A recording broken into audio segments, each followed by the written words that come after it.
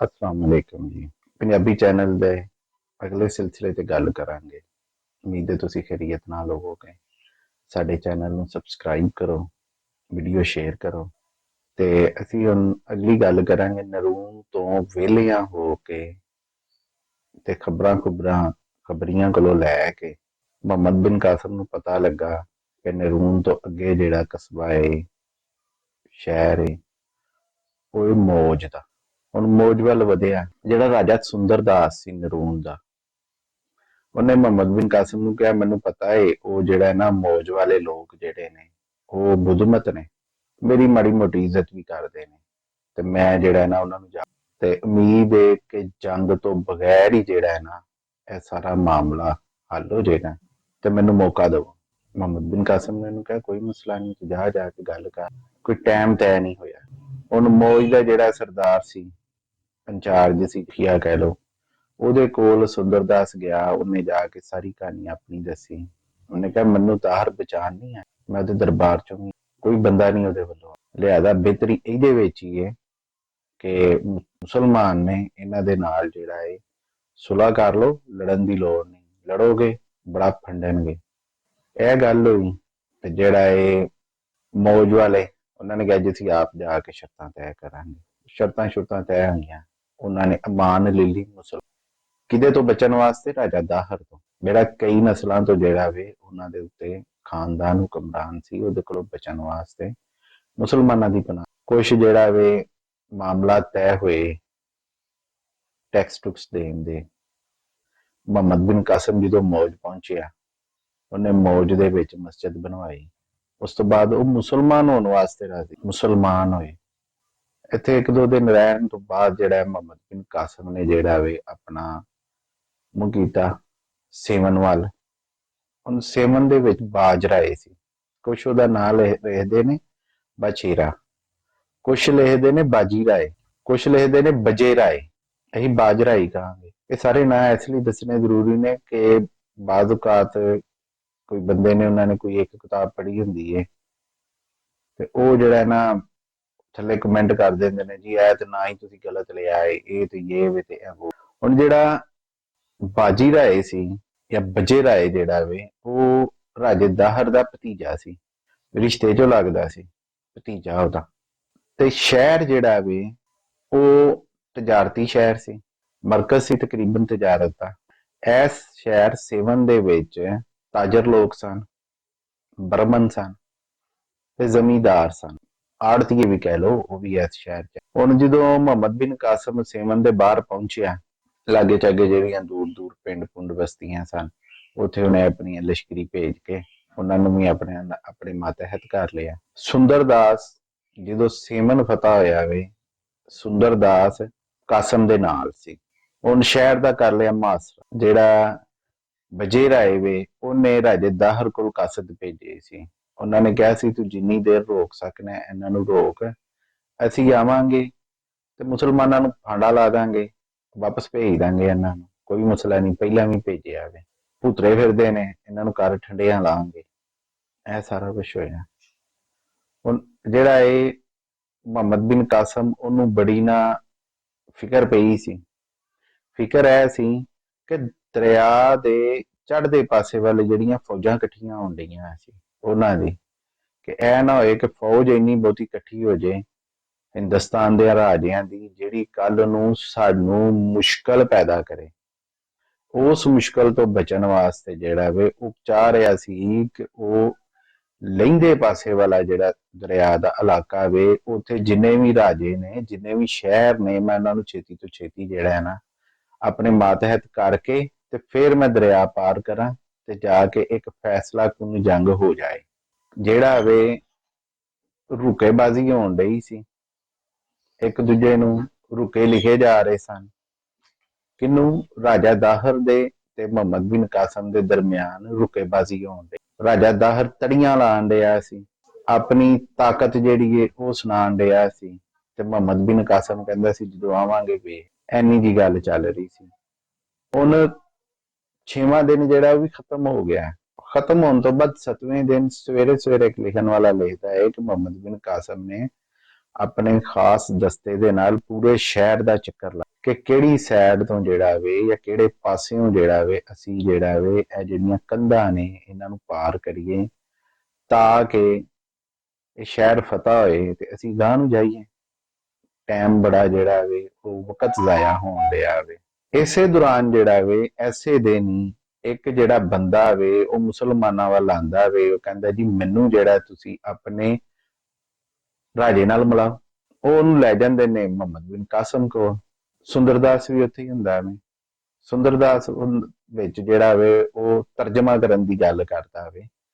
ਉਹ ਗੱਲ ਇਹ ਕਰਦਾ ਵੇ, ਜਿਹੜਾ ਆਇਆ ਹੁੰਦਾ ਬੰਦਾ, ਉਹ ਕਹਿੰਦਾ ਜੀ ਮੈਨੂੰ ਸ਼ਹਿਰ ਦਿਆਂ ਲੋਕਾਂ ਨੇ ਤੁਹਾਡੇ ਵੱਲ ਭੇਜਿਆ ਵੇ ਇਸ ਲਈ ਕਿ ਅਸੀਂ ਤੁਹਾਡੇ ਨਾਲ ਜੰਗ ਕਰਨ ਵਾਸਤੇ ਨਹੀਂ ਤਿਆਰ। ਇਹ ਵਜੀਰ ਆਏ ਵੇ ਜਿਹਨੇ ਸ਼ਹਿਰ ਦਾ ਮੁਹਾਸਰਾ ਤੁਹਾਡੇ ਕੋਲੋਂ ਕਰਵਾਇਆ, ਸਾਡੇ ਹੱਥ ਹੋਏ ਤੇ ਅਸੀਂ ਹੁਣੇ ਜਾ ਕੇ ਮੈਂ ਗੇਟ ਉਹਨਾਂ ਨੂੰ ਕਹਾਂ ਤੇ ਉਹ ਸ਼ਹਿਰ ਦੇ ਬੂਹੇ ਖੋਲ ਦੇਣ ਤੇ ਸ਼ਹਿਰ ਨੂੰ ਅਮਾਨ ਚਾਹੀਦੀ ਹੈ ਤੁਹਾਡੇ ਕੋਲੋਂ। ਤੁਹਾਡੀ ਜੰਗ ਵਜੀਰ ਆਏ ਨਾਲ ਹੈ, ਸਾਡੇ ਨਾਲ ਨਹੀਂ। ਸਾਰੀ ਗੱਲਬਾਤ ਤੋਂ ਬਾਅਦ ਮੁਹੰਮਦ ਬਿਨ ਕਾਸਮ ਨੇ ਉਹਨੂੰ ਤਸੱਲੀ ਦਿੱਤੀ। ਤਸੱਲੀ ਦੇਣ ਤੋਂ ਬਾਅਦ ਉਹਨੇ ਕਿਹਾ ਕਿ ਸ਼ਹਿਰ 'ਚ ਜਿਹੜਾ ਬੰਦਾ ਆਪਣੇ ਘਰ ਦੇ ਅੰਦਰ ਰਹੇਗਾ, ਜਿਹੜਾ ਸਾਡੇ ਖਿਲਾਫ ਹਥਿਆਰ ਨਹੀਂ ਚੁੱਕੇਗਾ, ਉਹਨੂੰ ਅਮਾਨ ਹੈ ਮੁਸਲਮਾਨਾਂ ਦੀ। ਜਿਹੜਾ ਸਾਡੇ ਨਾਲ ਲੜੇਗਾ ਉਹਦਾ ਫੈਸਲਾ ਸਾਡੀ ਤਲਵਾਰ ਤੇ ਮੌਕੇ ਤੇ ਕਰੇਗੀ। ਰਾਤ ਹੋਈ, ਰਾਤ ਦਾ ਪਿਛਲਾ ਪਹਿਰ ਸੀ। ਜਿਹੜੇ ਪਹਿਰੇਦਾਰ ਸਨ ਕੰਧਾਂ ਤੇ ਉਹ ਥੱਕ ਹਾਰ ਕੇ ਪਏ ਸਨ। ਜਿਹੜਾ ਜਿੱਥੇ ਬੈਠਾ ਸੀ ਖਲੋਤਾ ਸੀ, ਕੋਈ ਸੁੱਤੇ ਜਾਗਦਿਆਂ ਵਾਲੀ ਗੱਲ ਸੀ। ਇਸੇ ਦੌਰਾਨ ਜਿਹੜੀਆਂ ਜੰਗੀ ਪੌੜੀਆਂ ਸਨ, ਜਿਹੜੀਆਂ ਸ਼ਹਿਰ ਦੇ ਉੱਤੇ ਕਬਜ਼ਾ ਕਰਨ ਵਾਸਤੇ ਤਿਆਰ ਕੀਤੀਆਂ ਜਾਂਦੀਆਂ ਸਨ ਫੌਜਾਂ ਦੇ ਕੋਲੋਂ, ਉਹ ਪੌੜੀਆਂ ਸ਼ਹਿਰ ਦੇ ਇੱਕ ਪਾਸੇ ਲੱਗੀਆਂ, ਮੁਸਲਮਾਨਾਂ ਨੇ ਲਾਈਆਂ। ਸ਼ਹਿਰ ਦੇ ਕੰਧ ਦੇ ਉੱਤੇ ਚੜ੍ਹ ਸ਼ਹਿਰ ਦੀ ਕੰਧ ਤੇ ਚੜ੍ਹ ਕੇ ਚੀਕੋ ਰੌਲਾ ਪੈ ਗਿਆ। ਮੁਸਲਮਾਨ ਕੋਈ 20 ਜਾਂ 25 ਸਨ ਜਿਹੜੇ ਪਹਿਲਾਂ ਗਏ ਨੇ ਪੌੜੀਆਂ ਥਾਨੀ, 20-25 ਹੋਰ ਆ ਗਏ। ਕੋਈ ਕਹਿੰਦਾ 100 ਸਨ, ਕੋਈ ਕਹਿੰਦਾ 75। ਤਲਵਾਰਾਂ ਚੱਲੀਆਂ, ਤੀਰ ਚੱਲੇ। ਇੱਕ ਜੰਗ ਦਾ ਜਿਹੜਾ ਹੈ ਉਹ ਮੁਸਲਮਾਨਾਂ ਨੇ ਨਾਰਾ ਤਕਬੀਰ ਲਾਣਾ ਸ਼ੁਰੂ ਕਰ। ਇਹ ਰੌਲਾ ਪੈਣ ਡਿਆ ਸੀ। ਜਿਸ ਪਾਸੇ ਮੁਸਲਮਾਨਾਂ ਨੇ ਕੰਧ ਦੇ ਉੱਤੇ ਜਿਹੜਾ ਵੇ ਹਮਲਾ ਕੀਤਾ ਵੇ, ਕੰਧ ਤੇ ਚੜੇ ਨੇ, ਉਹਦੇ ਨਾਲ ਹੀ ਕਿਤੇ ਜਿਹੜਾ ਵੇ ਵਜੇ ਰਾਏ ਜਿਹੜਾ ਉਹਦਾ ਮਹੱਲ ਸੀ। ਉਹਨੇ ਰੌਲਾ ਸੁਣਿਆ, ਨਿਕਲਿਆ ਬਾਹਰ, ਸ਼ਹਿਰ ਦੀ ਕੰਧ ਦੇ ਉੱਤੇ ਆ ਗਿਆ। ਪੌੜੀਆਂ ਦੇ ਵਿੱਚ ਖਲੋਣ ਵਾਲਾ ਲਿਖਦਾ, ਪੌੜੀਆਂ 'ਚ ਖਲੋ ਕੇ ਵੇਖਣ ਡਿਆ ਸੀ ਹੋਣ ਕੀ ਡਿਆ ਹੈ। ਹੌਸਲਾ ਨਹੀਂ ਸੀ ਪੈਣ ਡਿਆ ਕਿ ਕੰਧ ਦੇ ਉੱਤੇ ਚੜ ਜੇ। ਹੁਣ ਕੰਧ ਦੇ ਉੱਤੇ ਨਾ ਚੜਿਆ, ਉੱਥੇ ਵੇਖਿਆ ਇੰਨਾ ਰੌਲਾ ਹੈ, ਕੋਈ ਹਿਸਾਬ ਵੀ ਨਾ ਲੱਗੇ। ਚੀਕੋ ਰੌਲਾ ਇੰਨਾ ਸੀ। ਉਹਨੇ ਕਿਹਾ ਲੱਗਦਾ ਬਹੁਤ ਜ਼ਿਆਦਾ ਜਿਹੜੇ ਨੇ ਵਾਹ ਹੀ ਜਿਹੜੇ ਨੇ ਵਾਧੂ ਮੁਸਲਮਾਨ ਕੰਧਾਂ ਤੇ ਚੜ ਆਏ ਨੇ, ਬਚਣਾ ਮੁਸ਼ਕਲ ਹੈ। ਉਹਨੇ ਉਧਰੋਂ ਨਿਕਲਿਆ, ਜਾ ਕੇ ਲੁਕ ਗਿਆ। ਮੁਸਲਮਾਨ ਜਿਹੜੇ ਨੇ ਉਹਨਾਂ ਨੂੰ ਵੇਖ ਕੇ ਬਾਕੀ ਜਿਹੜੇ ਫੌਜੀ ਸਨ ਥੱਲੇ, ਜਿਹੜੇ ਸ਼ਹਿਰ 'ਚ ਪਹਿਰਾ ਦੇ ਰਹੇ ਸਨ ਵਜੇ ਰਾਏ ਦੇ, ਉਹਨਾਂ ਨੇ ਵੀ ਉਸ ਕੰਧ ਵੱਲ ਜਿਹੜਾ ਵੇ ਦੌੜਾਂ ਲਾਈਆਂ। ਬੜੀ ਜ਼ਬਰਦਸਤ, ਬੜੇ ਜਿਹੇ ਮੁਸਲਮਾਨ ਜਿਹੜੇ ਨੇ ਉਹਨਾਂ ਨੇ ਆਪਣੀ ਜਾਨ ਦਿੱਤੀ। ਉੱਥੇ ਹਿੰਦੂਆਂ ਨੇ ਜਾਨ ਦਿੱਤੀ। ਫਿਰ ਐਸਾ ਮੁਕਾਮ ਆਇਆ ਕਿ ਐਸੀ ਭੱਜ ਦੌੜ ਮੱਚੀ, ਲਿਖਾਰੀ ਲਿਖਦੇ ਨੇ ਕਿ ਪੌੜੀਆਂ ਤੋਂ ਉਤਰਦਿਆਂ ਜਿਹੜਾ ਵੇ ਹਿੰਦੂ ਸਿਪਾਹੀ ਜਿਹੜੇ ਸਨ ਉਹ ਇੱਕ ਦੂਜੇ ਦੇ ਉੱਤੇ ਡਿੱਗ ਕੇ ਉਹ ਜਿਹੜਾ ਕੜਮੱਸ ਪਿਆ ਪੌੜੀਆਂ ਦੇ ਵਿੱਚ, ਉਹ ਸਾਹ ਘੁੱਟਣ ਨਾਲ ਉੱਥੇ ਵੀ ਮਰੇ। ਮੁਸਲਮਾਨ ਸ਼ਹਿਰ ਦੇ ਵਿੱਚ ਚਲੇ ਗਏ। ਉਹ ਕਿਸੇ ਨਾ ਕਿਸੇ ਤਰ੍ਹਾਂ ਇੱਕ ਜਿਹੜੀ ਹੈ 15 ਤੋਂ 20 ਬੰਦਿਆਂ ਦੀ ਟੁਕੜੀ, ਉਹਨੇ ਸ਼ਹਿਰ ਦਾ ਦਰਵਾਜ਼ਾ ਖੋਲ ਦਿੱਤਾ। ਕਹਿੰਦੇ ਨੇ ਸ਼ਹਿਰ ਦਾ ਦਰਵਾਜ਼ਾ ਖੋਲਣ ਵਾਸਤੇ ਜਿਹੜੀ 25 ਬੰਦੇ ਗਏ ਸਨ, ਉਹਨਾਂ ਦੇ ਵਿੱਚੋਂ ਵੀ ਅੱਧੇ ਜਿਹੜੇ ਨੇ ਉਹਨਾਂ ਨੇ ਆਪਣੀ ਜਾਨ ਦਿੱਤੀ। ਸ਼ਹਿਰ ਦਾ ਬੂਹਾ ਖੋਲ ਦਿੱਤਾ। ਫੇਰ ਹੋ ਗਈ, ਮੁਸਲਮਾਨ ਅੰਦਰ ਆਏ। ਅੰਦਰ ਆਉਣ ਤੋਂ ਸਭ ਤੋਂ ਪਹਿਲੇ ਮੁਹੰਮਦ ਬਿਨ ਕਾਸਮ ਨੇ ਇਹ ਹੁਕਮ ਦਿੱਤਾ ਕਿ ਵਜੇ ਰਾਏ ਨੂੰ ਜਾਂ ਉਹਦੀ ਲਾਸ਼ ਨੂੰ ਲੱਭੋ, ਕਿੱਥੇ ਵੇ।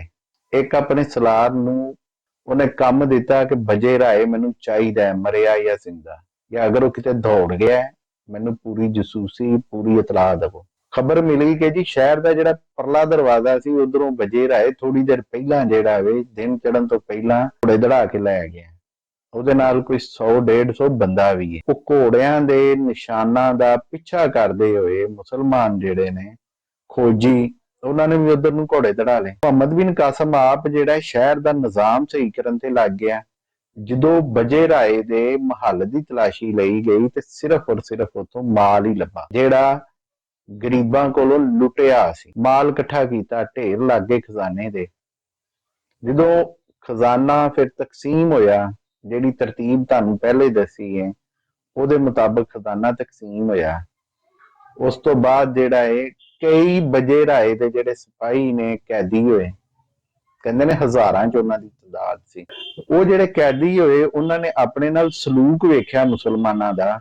ਉਹਨਾਂ ਦੇ ਵਿੱਚੋਂ ਅੱਧੇ ਤੋਂ ਬਹੁਤੇ ਜਿਹੜੇ ਨੇ ਉਹ ਪੈਰਾਂ ਤੇ ਮੁਸਲਮਾਨ ਹੋ ਗਏ, ਅਮਾਨ ਲੈ ਆਏ ਇੱਕ ਅੱਲਾ ਤੇ ਉਹਨਾਂ ਨੇ ਕਸਮ ਦਿੱਤੀ ਕਿ ਅਸੀਂ ਮੁਸਲਮਾਨਾਂ ਵਾਸਤੇ ਆਪਣੀ ਜਾਨ ਵੀ ਦਾਂਗੇ। ਇਸ ਲਈ ਮੁਹੰਮਦ ਬਿਨ ਕਾਸਿਮ ਨੇ ਮੌਜ ਵਿੱਚ ਮਸਜਿਦ ਬਣਵਾਈ। ਇੱਥੋਂ ਫਿਰ ਖਬਰ ਆ ਗਈ, ਜਿਹੜੀ ਇਤਲਾਹ ਮਿਲੀ ਬੱਜੇ ਰਾਏ ਦੀ, ਪਤਾ ਲੱਗਾ ਕਿ ਜੀ ਉਹ ਜਿਹੜਾ ਨਾ ਸੋਸਤਾਨ ਵੱਲ ਗਿਆ ਸੀ ਤੇ ਸੋਸਤਾਨ ਤੋਂ ਪਹਿਲੇ ਇੱਕ ਜਿਹੜਾ ਵੇ ਪਿੰਡ ਏ ਉਹਦਾ ਨਾਂ ਹੈ ਬਦੀਸੀਆ, ਉੱਥੇ ਉਹਨੇ ਜਾ ਕੇ ਪਨਾਹ ਲਈ। ਤੇ ਇਹ ਜਿਹੜਾ ਪਿੰਡ ਏ ਇਹ ਸੋਸਤਾਨ ਦੀ ਹੱਦ ਦੇ ਵਿੱਚ ਆਂਦਾ ਹੈ, ਉੱਥੇ ਦੇ ਰਾਜੇ ਦੀ ਹੱਦ। ਮੁਹੰਮਦ ਬਿਨ ਕਾਸਿਮ ਨੇ ਇੰਤਜ਼ਾਮ ਪੂਰਾ ਕੀਤਾ ਤੇ ਰੁਖ ਕਰ ਲਿਆ ਬਦੀਸੀਆ ਵੱਲ, ਸਿਸਤਾਨ ਵੱਲ। ਉੱਥੇ ਦਾ ਰਾਜਾ ਜਿਹੜਾ ਕਾਕਾ ਸੀ ਉਹਦੇ ਵੱਲ ਉਹਨੇ ਆਪਣੇ ਕਾਸਦ ਵੀ ਦੜਾਏ।